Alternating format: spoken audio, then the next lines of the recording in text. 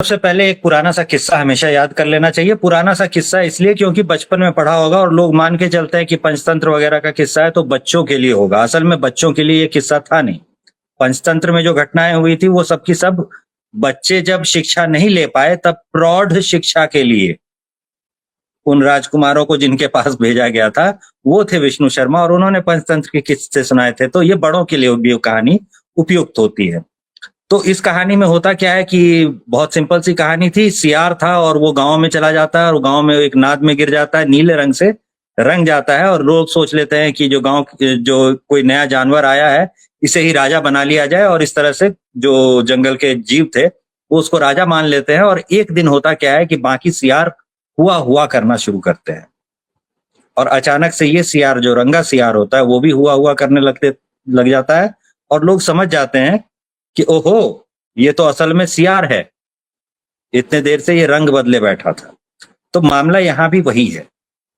ये जो आपको रंगे सियार दिखते हैं, चाहे वो आरजेडी के हों चाहे वो कांग्रेस के हों, ये अपराध कर्मी है पेशे से, ये अपराध कर्मी है अपनी सोच में।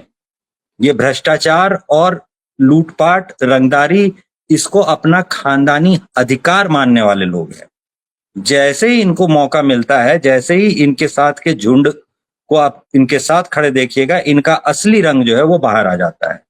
तो असली रंग जो है वो बाहर आया है कि तेजस्वी सरकार बनतो, यादव रंगदार बनतो, और उस पर कोई लुंगी पहन करके तो कोई तौलिया लपेट करके और बनियान पहने और देसी कट्टा लहराता हुआ नजर आए और ये चौक पर वो करे।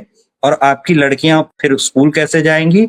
वो जो साइकिल से आपने स्कूल भेजना शुरू कर दिया है बच्चियों को, और बच्चियों की स्कूल में जाने वालों की गिनती जो है वो पूरे देश भर में बहुत बढ़ गई है, ये सब सुना रहे होते हैं। तो ये बच्चियां स्कूल कैसे जाएंगी? ये एक बार सोच लीजिएगा कि जब वो लुंगी पहन करके तौलिया लपेट करके और चौराहे पे कट्टा लहरा रहा होगा तो ये कैसे जाएंगी स्कूल, और आपका बेटा पढ़ाई कैसे करेगा? मैट्रिक के बाद ही बाहर भेजते हैं आप तो बिहारियों को भी ये सोचना पड़ेगा कि मैट्रिक तक तो पढ़ाने के बाद बिहार से बाहर भेजते हो ना, तो मैट्रिक तक वो पास कैसे करेगा? 10वीं तक को कैसे पहुंच पाएगा? 8वीं 9वीं में ही उसे ड्रग्स की आदत नहीं लग जाएगी, किसी रंगदार के साथ वो उठने बैठने नहीं लगेगा, गुंडा नहीं बन जाएगा 8वीं में ही? ये आप कैसे तय करेंगे?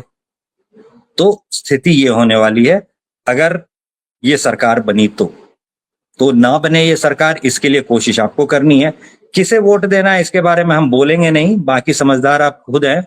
अब मेरे गले का गमछा वमछा आप देख रहे हैं तो ये आपकी गलती है भाई।